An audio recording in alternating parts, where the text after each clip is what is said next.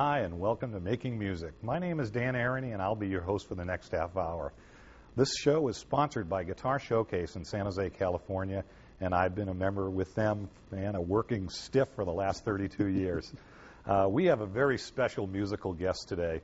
This is a bass player who's played with Whitney Houston in the Bodyguard album that's sold over 9 million copies. And it's probably more now. This is 22. 22 million copies now. I have it when it was 9. I stopped at 9 too. And he's played with Eric Clapton, Miles Davis, Brian May, Pavarotti, Bocelli, and Zucchero. And he's currently playing with the house band at the new Saddle Rack up in Fremont. And he's also a sound engineer with them, and probably more that we're going to hear about. And I want to introduce you, Polo Jones. Yeah, how you doing, Dan? Good. It's great to have you on this show. Oh, well, thank you. And what I'd really like to hear, and what people would love to know, is to get a little background. And where did it start musically for you? Well, I grew up in Oakland, and as soon as I got old enough to get out of Oakland, I left Oakland and came to San Jose. But it first started in Oakland, and I guess the first good gig that I got was playing with John Lee Hooker. Now, what started you in playing bass guitar rather than guitar? That's a really good story. There was another music store that used to be in Oakland, it was very famous. It was called Leo's Music. I remember. Yeah, and I was going to a high school, or actually a junior high, and there was a band. They were called the Crimson Veil. And there was this guy, David Vega, who turned into David Dynamite with Graham Central Station. That was my best friend. And we both played guitars. I was into Hendrix. He was into Eric Clapton. And so I wanted to be in this band so bad, and I auditioned as a second guitar player. And there was such a conflict of styles that they said, you know what, if you started playing bass, you could be in the band. And so I went home and I took my dad and I said, please, trade in my guitar, get me a bass. And they got me a 66 P bass and a dual Showman amplifier. You still have that bass? You don't want to know. I know you had a show just before recently about vintage instruments. Yeah. Well, I'm the king of the non-vintage instrument. I was into Crosby, Stills, and Nash and all those earthy, hippie guys. And I took that bass and I took it into my garage and I got a belt sander. I sanded off the finish. I sanded off the finish. That's sacrilegious. Isn't it? And I turned it into this bass and I put all kinds of little stickers. I'm still into that. But I don't have it in so many words. But I do have some vintage instruments. I have 4 guitars that are worth something. I have a Flying V bass. Yeah.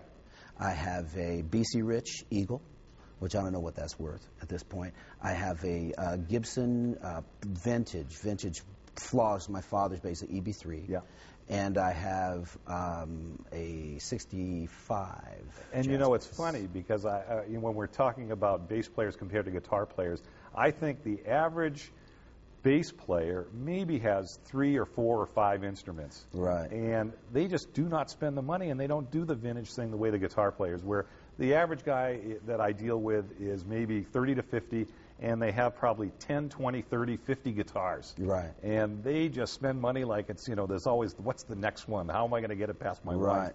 Well, and I don't find that bass players just collect the way, or they, certain bass players do. Bobby Vega does. Mm-hmm. Who else?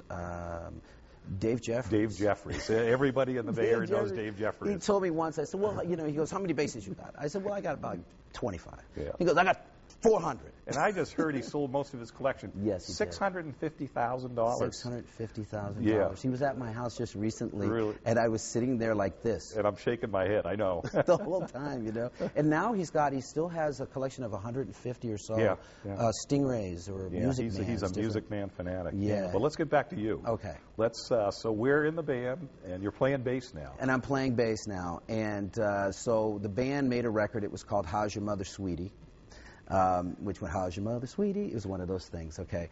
And after that, I ended up in a band with Larry Graham, and it was called Hot Chocolate, and he taught me the slap style bass playing. That was after the other thing. Now, what year is this? This is 1970. Okay. Way back in the day. Yeah. And I was playing with him, and David and I left this other band to go play in this funk band. And because they needed a rock guitar player. They wanted to blend the funk and the rock together. Yeah. And that was my second experience that was actually doing something. And we got to actually, I was part of Graham Central Station before it turned into Graham Central Station. It was just Graham, which was spelled mysteriously I'm sure G-R-A-M. no one knows about that either. Nobody knows about that. There was a Rolling Stone article that came out that referred to me as the other bass player. That's kind of like the Dave Sjogren to the Doobie Brothers, the nobody bass player knows. that no one knows about before Tyran came on. Yeah. So that's what I did, and that's where I started. I started playing rock was my first thing. A lot of people look at me and think that I'm a funk player mostly, but rock is where it is. Jack Bruce was my idol. But isn't Saddle Rack more country, or has it gotten away from that? Well, our band at the Saddle Rack is the most sideways country band you'd ever want to hear. I mean, we play the gamut of from AC/DC to Bon Jovi to Bobby Brown.